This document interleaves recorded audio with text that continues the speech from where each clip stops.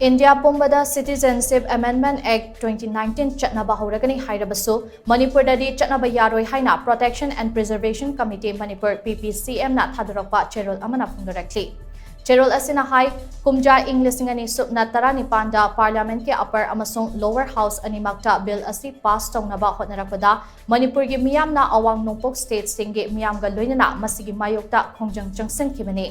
Manipur gi oina su tongan ba CSO kaya na pulaga Manipur Peoples Against Citizenship Amendment Bill 2016 menpek kauba lup ama semduna ihau kaya changsin kiba adu kaufam thokte.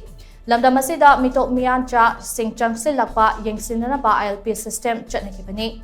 Masigi sumatakta Ministry of Home Affairs Foreigner Division na kumja Englishingani subna kungi September kuntareta thokiba cherol amagi matung inasu Bengal Eastern Frontier Regulation 1873 gi makhada ILP chatnariba state singda CAA chatnaroi hairakiba laikhrabani.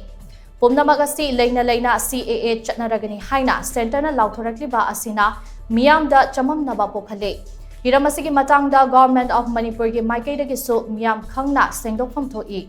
Hauzik tokliba irang asigi waroishin ama puraktringaida CAA chatna handuna Afghanistan, Pakistan, Bangladesh amadi Persia gumba leibak singdagi miyoi kaya pusilaknaba thaurang tauriba ase Manipur gumba apikpa state singdi muthatke haibagi thaurangni.